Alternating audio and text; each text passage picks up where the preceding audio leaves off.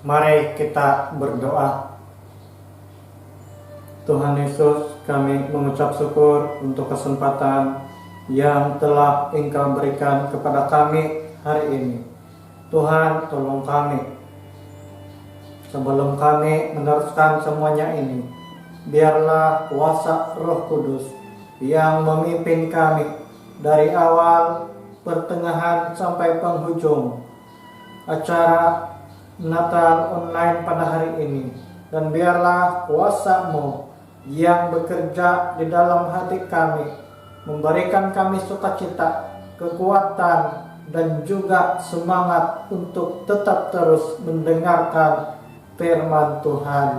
Ya Tuhan, lindungi kami semua daripada segala berbahaya yang ada di sekeliling kami, ataupun apapun gangguan yang ada di sekeliling kami. Tuhan, lindungi kami supaya kami dapat fokus untuk mendengar pemberitaan firman Tuhan pada hari ini.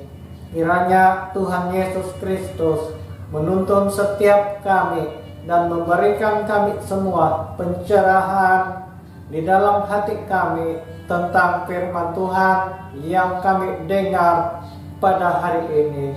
Ya Tuhan, ini doa kami di dalam nama Yesus Kristus. Amin. Salam untuk semua jemaat-jemaat Tuhan dimanapun berada pada hari ini. Mari kita melihat firman Tuhan hari ini yang terdapat di dalam Roma 6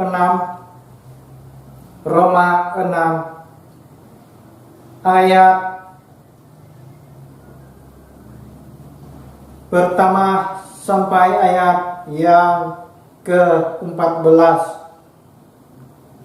Roma 6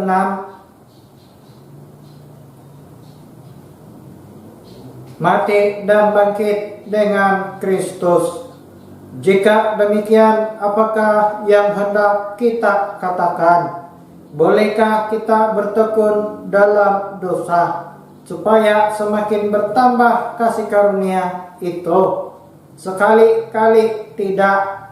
Bukankah kita telah mati bagi dosa? Bagaimanakah kita masih dapat hidup di dalamnya? Atau tidak tahukah kamu bahwa kita semua yang telah dibaptis dalam Kristus telah dibaptis dalam kematiannya? Dengan demikian, kita telah dikuburkan bersama-sama dengan Dia oleh baptisan dalam kematian, supaya sama seperti Kristus telah dibangkitkan dari antara orang mati oleh kemuliaan Bapa, demikian juga kita akan hidup dalam hidup yang baru. Sebab jika kita telah menjadi satu dengan apa yang sama dengan kematiannya, kita juga akan menjadi satu dengan apa yang sama dengan kebangkitannya. Karena kita tahu bahwa manusia lama kita telah turut disalibkan, supaya tubuh dosa kita hilang kuasanya, agar jangan kita menghambakan diri lagi kepada dosa. Sebab siapa yang telah mati, ia telah bebas dari dosa. Jadi jika kita telah mati dengan Kristus, kita percaya bahwa kita akan hidup juga dengan Dia. Karena kita tahu bahwa Kristus sesudah Ia bangkit dari antara orang mati, tidak mati lagi. Maut tidak berkuasa lagi atas Dia, sebab kematiannya adalah kematian terhadap dosa, satu kali dan untuk selama-lamanya, dan kehidupannya adalah kehidupan bagi Allah.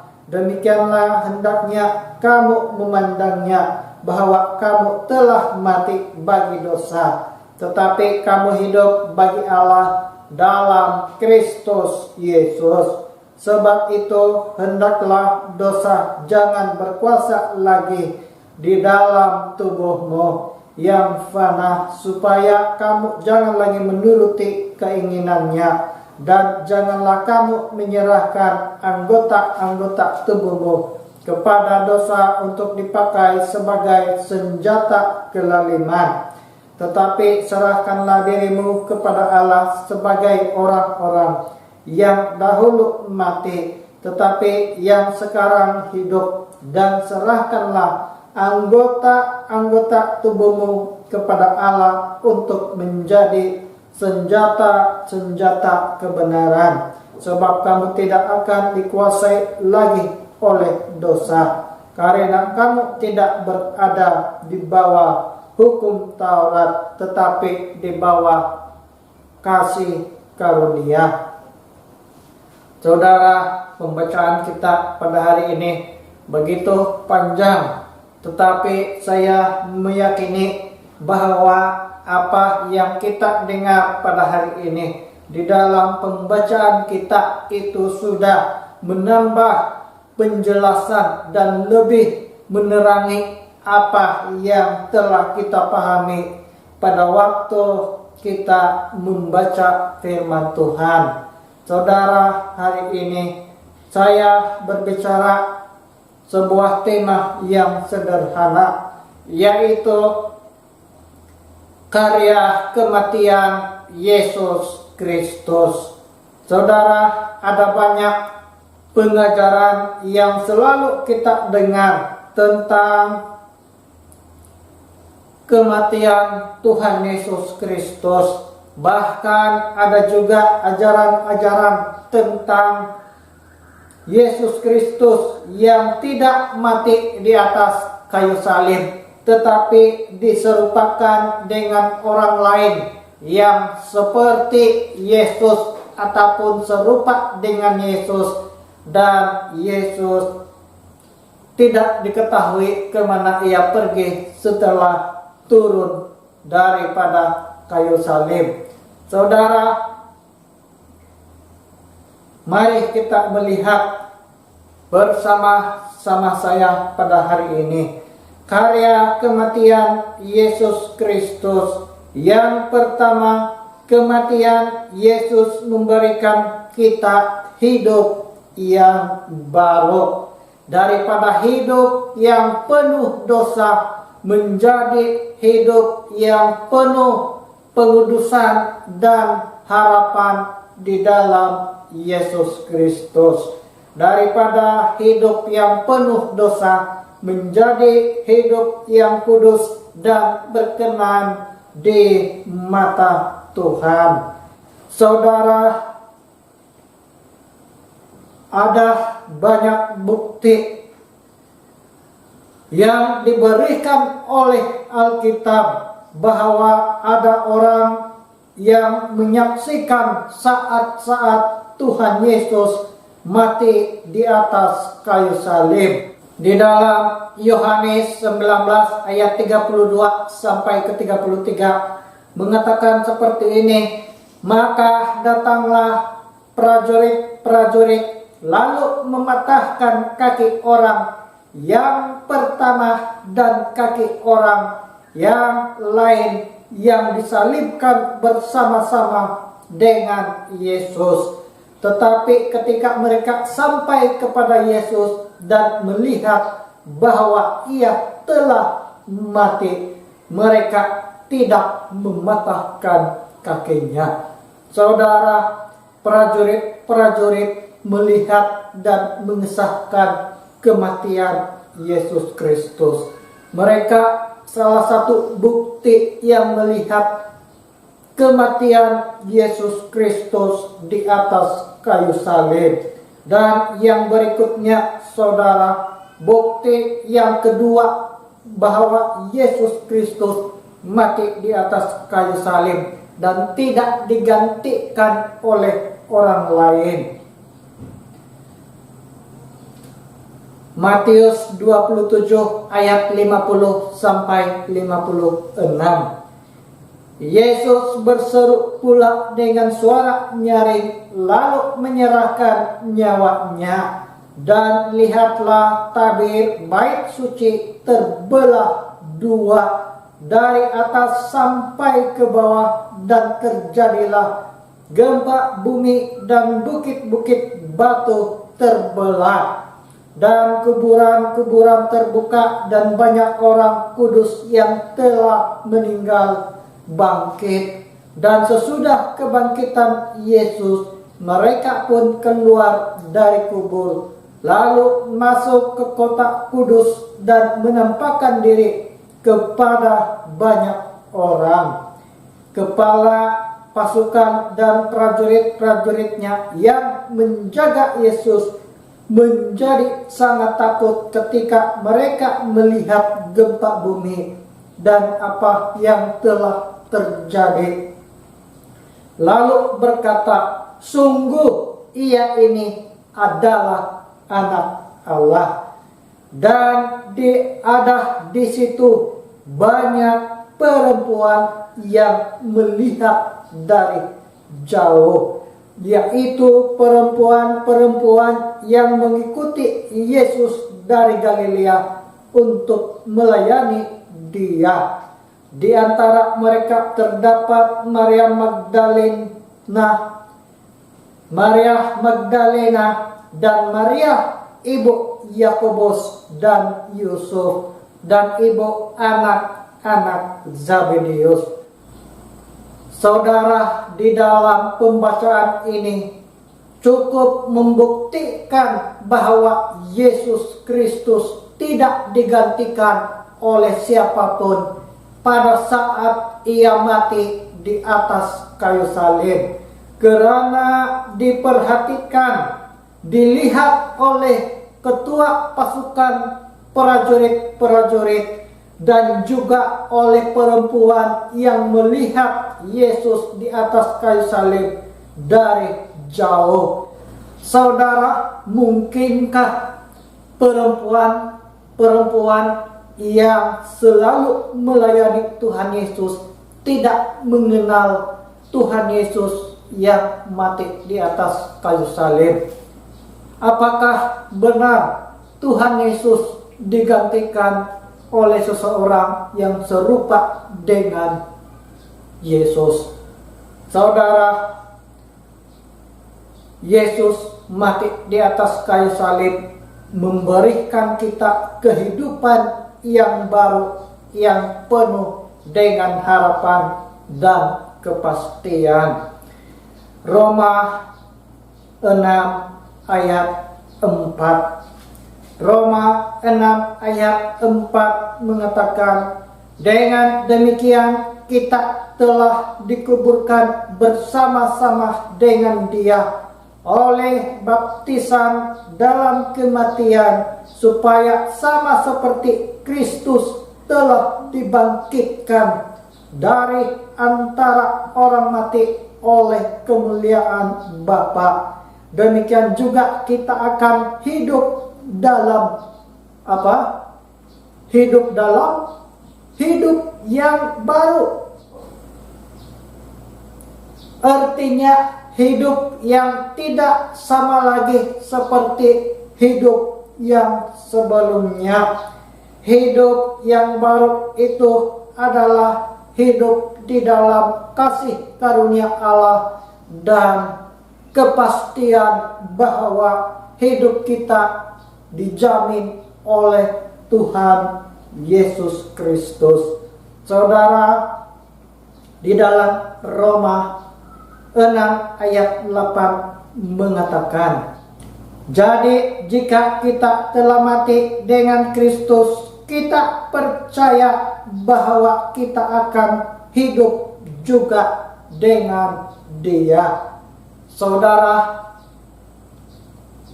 kita percaya bahwa apabila kita meninggal suatu masa nanti, kita akan dibangkitkan kembali bersama-sama dengan Yesus Kristus.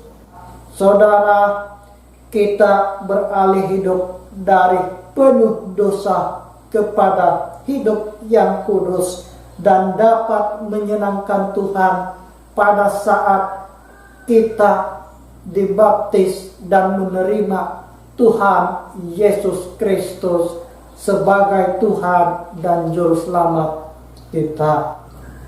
Yang kedua, saudara, Yesus mati memberikan kita kekuatan untuk melayani Tuhan. Roma 6 ayat 6-7.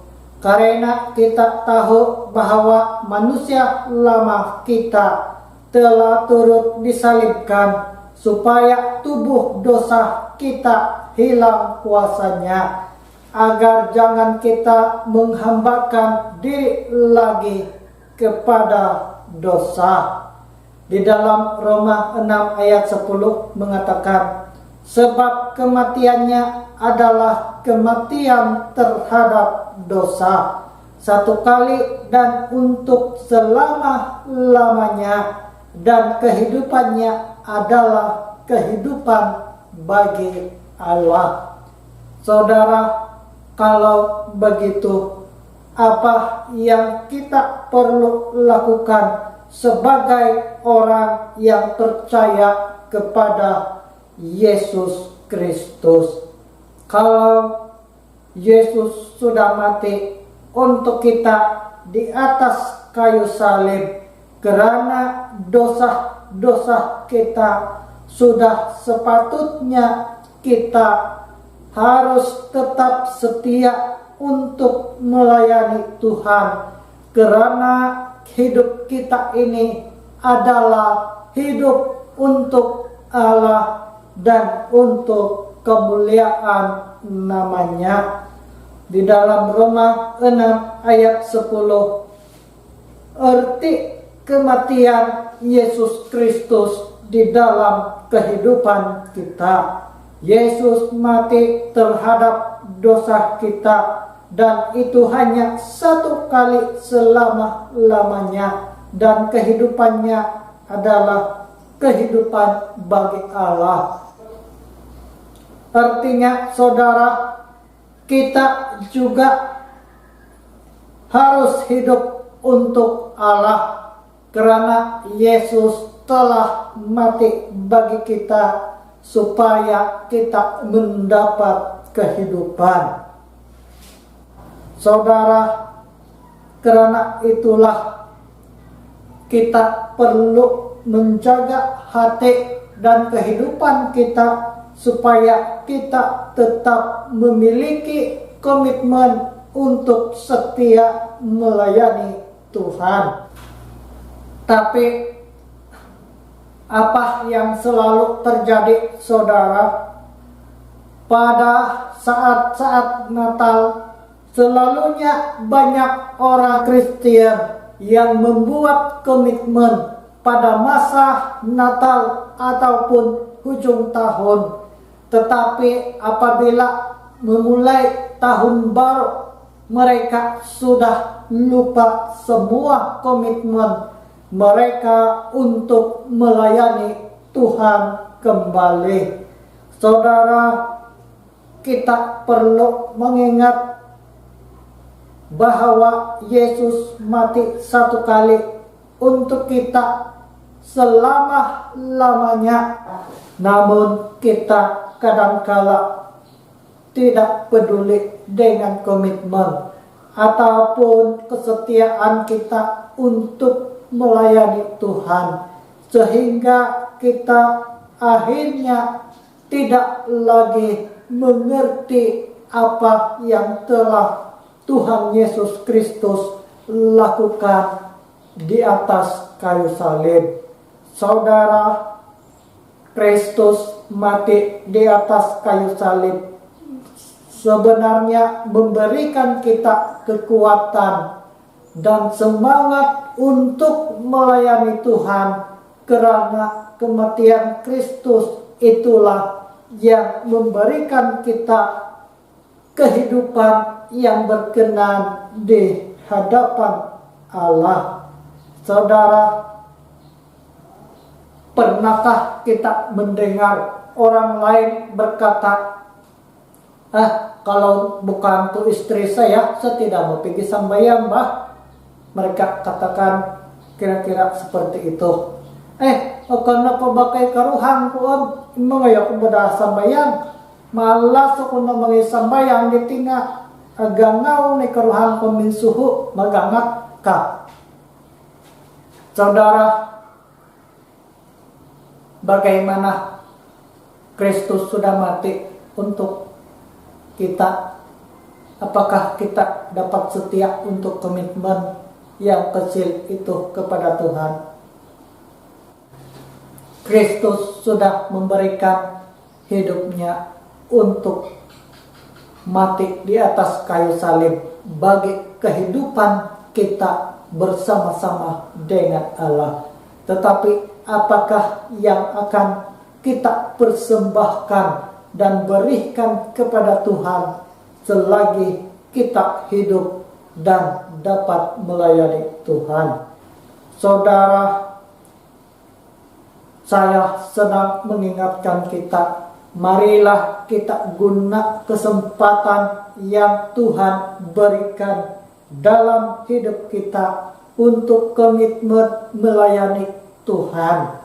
Apapun komitmen yang Anda katakan kepada Tuhan, asalkan itu baik, benar, dan sesuai dengan ajaran firman Tuhan, itu tidak menjadi masalah kalau itu kita tunaikan dengan hati dan sikap yang taat kepada Tuhan.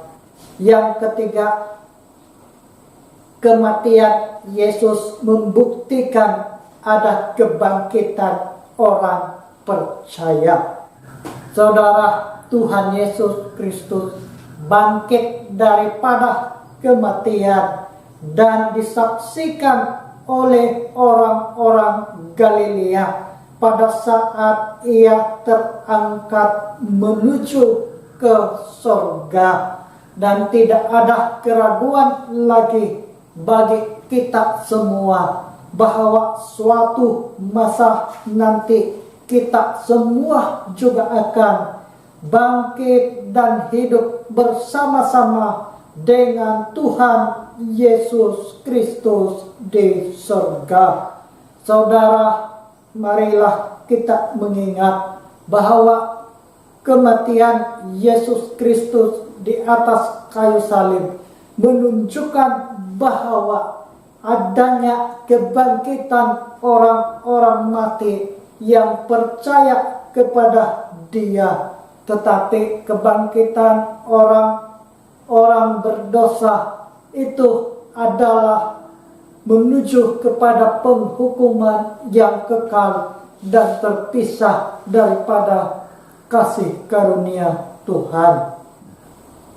Saudara, karya kematian Yesus Kristus di atas kayu salib membuktikan kepada kita bahwa tidak ada satupun yang dapat menghalanginya daripada bangkit daripada kematian. Saudara, kita sepatutnya bersyukur dan penuh sukacita karena punya Tuhan yang luar biasa. Saudara, jelas di dalam Alkitab bahwa Yesus Kristus bangkit dari kematian menunjukkan Ia adalah penguasa terhadap kematian dan tidak ada yang dapat menakluki kuasa yang ada pada Tuhan Yesus. Bahkan banyak orang yang menyaksikan bahwa orang-orang yang telah bangkit daripada kematian keluar dari kubur bersama-sama dengan Tuhan Yesus Kristus. Saudara, di dalam Kisah Para Rasul 1 ayat 11 juga mengatakan bahwa orang-orang Galilea berdiri melihat ke langit karena melihat Yesus yang hidup dan terangkat ke surga. Saudara, Yesus Kristus bangkit dari kematian karena tidak ada yang dapat menguasainya, baik kematian atau apapun yang ada di dalam dunia ini. Yesus Kristus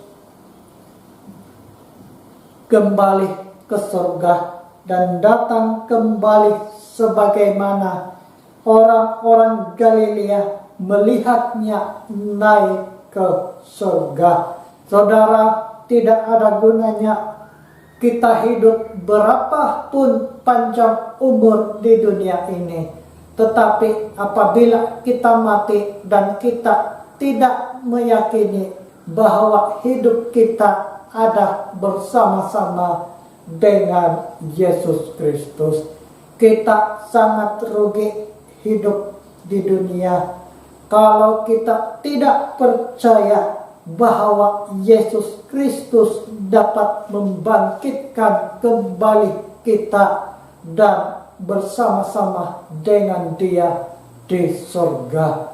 Tetapi bukan semua orang akan dibangkitkan dan bersama-sama dengan Dia di surga nanti. Orang-orang yang menolak Kristus dan menyangkal Kristus bangkit dan menerima hukuman yang kekal daripada Allah selama-lamanya. Hidup kita bukan yang lama lagi sebelum mengenal Kristus. Kematian Yesus membuat kita melayani Tuhan dengan setia, dan kematian Yesus membuktikan adanya kebangkitan nanti bagi orang-orang percaya, karena Yesus juga bangkit daripada kematian. Tetapi bagi orang yang hidup di dalam dosa, hukuman Tuhan menanti mereka. Saudara, apakah yang perlu kita lakukan kalau kita mengetahui bahwa karya kematian Yesus Kristus itu memberikan kita hidup yang baru, dan kalau kematian Yesus Kristus itu membuat kita dapat melayani dengan setia, dan kalau kita mengetahui karya kematian Yesus Kristus itu adalah memberikan kita bukti ada kebangkitan bagi orang-orang yang percaya. Saudara, inilah yang perlu kita lakukan. Roma 6 ayat 12. Sebab itu hendaklah dosa jangan berkuasa lagi di dalam tubuhmu yang fana, supaya kamu jangan lagi menuruti keinginannya, dan janganlah kamu menyerahkan anggota-anggota tubuhmu kepada dosa untuk dipakai sebagai senjata kelaliman. Tetapi serahkanlah dirimu kepada Allah sebagai orang-orang yang dahulu mati tetapi yang sekarang hidup. Dan serahkanlah anggota-anggota tubuhmu kepada Allah untuk menjadi senjata-senjata kebenaran, sebab kamu tidak akan dikuasai lagi oleh dosa, karena kamu tidak berada di bawah hukum Taurat, tetapi di bawah kasih karunia. Saudara, karya kematian Yesus Kristus di dalam hidup kita begitu berarti, sehingga kita tidak lagi dikuasai oleh dosa karena anugerah yang luar biasa dari Yesus Kristus. Apakah kita meresponi firman Tuhan pada hari ini? Mari kita berdoa. Tuhan Yesus, kami mengucap syukur untuk firman Tuhan yang Engkau berikan kepada kami hari ini. Biarlah Engkau mengingatkan kami bahwa hidup kami ini adalah hidup untuk Tuhan Yesus. Karena Tuhan Yesus sudah mati untuk kami di atas kayu salib dan memberikan kami hidup yang baru pada saat kebangkitannya. Dan Tuhan ingatkan kami bahwa kami punya kebangkitan setelah kami mati, karena kami dibangkitkan oleh kuasa Yesus Kristus yang ajaib dan ada bersama-sama dengan Tuhan di surga. Tuhan, tolong kami, ini doa kami. Biarlah firman Tuhan itu menjadi suatu benih yang berguna, bertumbuh, berbuah dengan lebat di dalam hidup kami. Di dalam nama Yesus Kristus kami berdoa. Amin.